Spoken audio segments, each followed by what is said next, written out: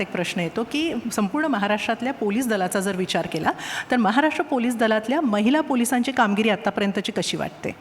ही कामगिरी अतिशय लक्षणीय राहिलेली आहे.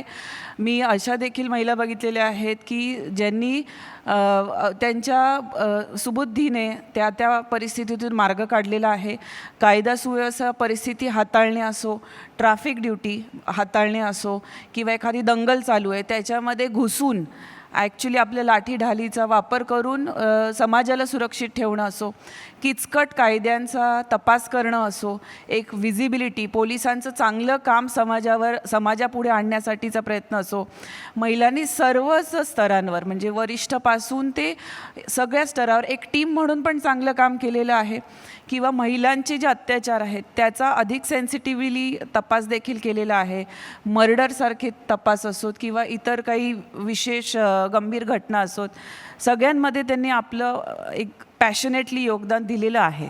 आपण पाहतो की महिला they can be occupying very high posts, पण जे बीट अंमलदार आहेत तिकडे कधी कधी महिलांना चान्स देऊ शकतो आपण किंवा ती ड्युटी त्या पण करू शकतात, असं थोडंसं कमी झाल्याचं पाहता येतं.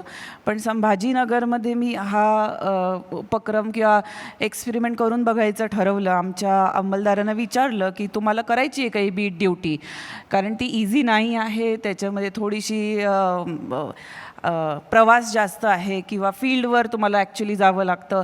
But it is very different from table job और अ डेस्क जॉब किंवा सततची 30 एक सेफ टाईपची ड्युटी. तर माझं आश्चर्य वाटलं की एवढ्या महिला अंमलदार समोर आल्या आणि मग त्यांना आम्ही बेसिक एक प्रशिक्षण दिलं. Because leadership has to be taught also sometimes. कोणी जन्मजात तर पोलीस होऊन जन्माला येत नाही. सो त्यांचं स्किल ते रिफ्रेश करावं लागतं. Policing is a skill. ते रिफ्रेश केलं आणि मग त्यांना बीटमध्ये ती ड्युटी दिली आणि वी टॉट देम मोटरसायकल्स ऑल्सो. त्यांना आम्ही दुचाकी मोटरसायकल पण चालवायला शिकवली आणि त्यांच्या फॅमिलीजसोबत जेव्हा तो प्रोग्राम आपण केला त्यांच्यासाठी एक खूप अभिमानाचा क्षण होता. आणि नंतर या महिलांनी फील्डमध्ये देखील चांगलं काम करतात आजही.